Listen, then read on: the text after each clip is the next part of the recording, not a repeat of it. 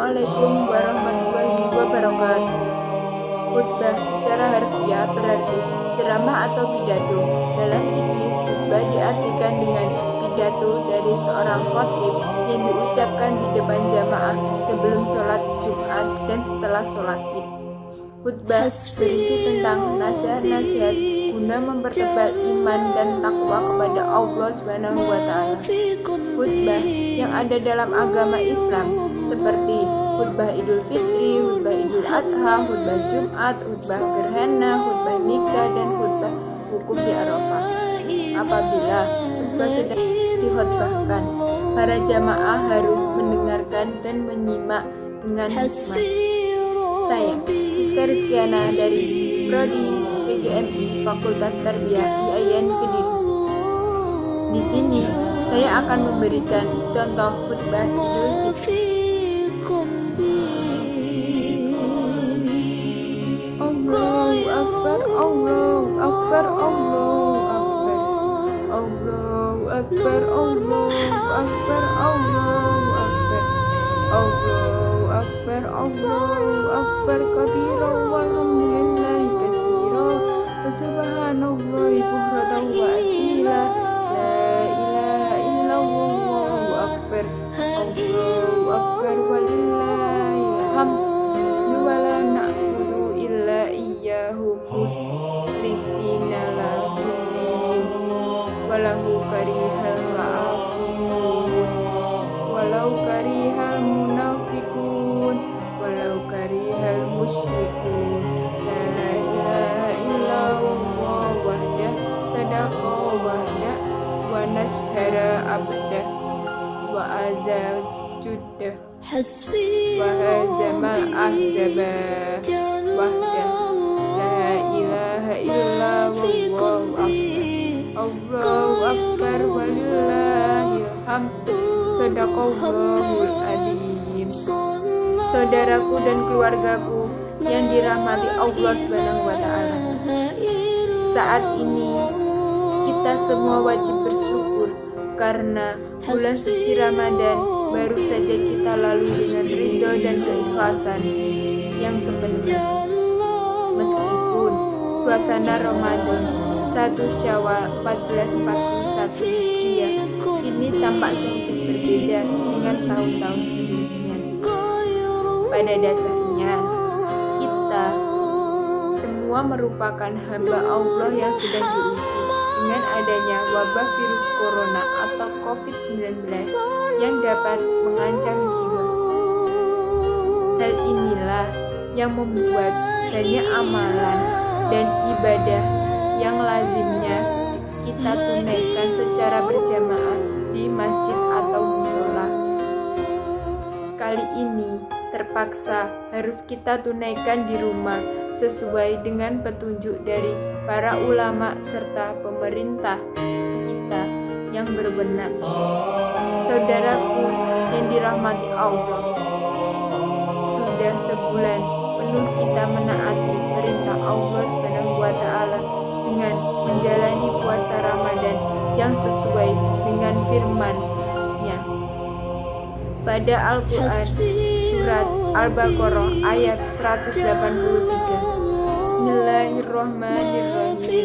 Ya ayyuhalladzina amanu kutiban alaikumusiyyamu kama kutiba Allahu zima min qablikum la'allakum tattaqun.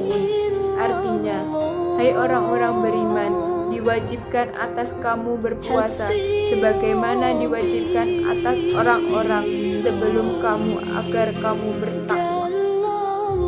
Ibadah puasa bertujuan untuk membentuk kita semua menjadi hamba Allah yang bertakwa. Berbagai hal yang diajarkan oleh Allah Subhanahu wa Ta'ala selama kita menjalankan ibadah puasa. Semua itu untuk melatih kita agar menjadi manusia yang lebih menahan diri apabila terdapat hal-hal yang sebenarnya kita boleh melakukannya, namun kita menahan diri. Maka apabila terhadap hal-hal yang memang dilarang oleh Allah, tentu kita mampu meninggalkan larangan tersebut. Saudaraku yang dirahmati Allah, Allah Subhanahu wa Ta'ala telah berfirman dalam Al-Quran surat An-Nisa ayat 59 yang berbunyi, Bismillahirrahmanirrahim. Ya ayyuhalladzina amanu atiullaha wa atiur rasula wa ulil amri minkum fa in tanazatum fi sya'in illahi war rasuli in kuntum tu'minuna billahi wal yaumil akhir dzalika khairu wa ahsanu tawila. Hai orang-orang beriman, taatilah Allah dan Rasul-Nya dan ulil mari di antara kamu. Kemudian jika kamu berlainan pendapat tentang sesuatu, maka kembalikanlah ia kepada Allah atau Al-Quran dan Rasul atau Sunnah. Jika kamu benar-benar beriman kepada Allah dan hari kemudian, yang demikian itu lebih utama atau bagimu dan lebih baik akibatnya menjalankan amalan serta ibadah di rumah dan menerima keadaan adanya wabah seperti pada saat ini. Merupakan salah satu ujian yang diberikan Allah. Kita harus bersabar menerima kenyataan ini karena pada dasarnya apa yang kita lakukan tidak lain yakni dalam rangka menaati Allah, Rasulullah, pada ulama dan pihak berwenang yang pada intinya bertujuan untuk menyelamatkan umat manusia dari ancaman wabah suatu penyakit. Memang sebagai orang yang beriman, kita wajib taat pada perintah Allah. Ketaatan kepada Allah ini menggiring sebuah konsekuensi kita pula pada ketaatan kita kepada Rasul-Nya.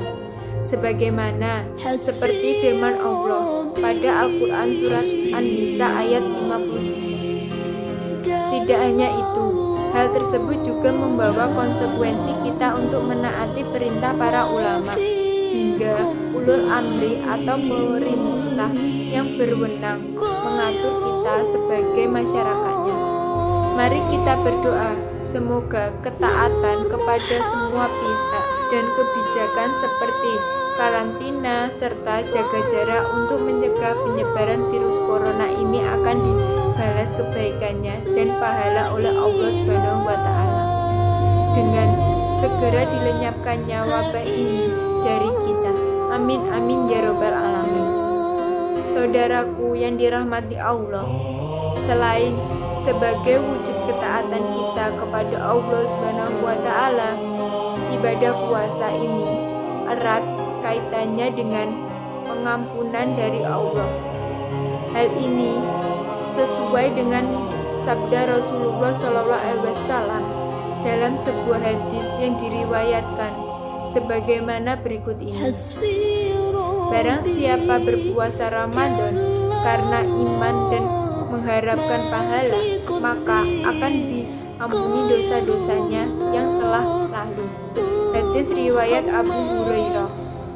Jadi, dengan selesainya kita melaksanakan ibadah puasa, maka dosa-dosa kita senantiasa akan diampuni oleh Allah Subhanahu wa Ta'ala. Kini giliran kita untuk menghapuskan dosa-dosa kita kepada sesama manusia, agar di hari yang suci ini kita dapat memeriahkan kembali kesucian kita dari dosa seperti pada saat kita bayi dahulu.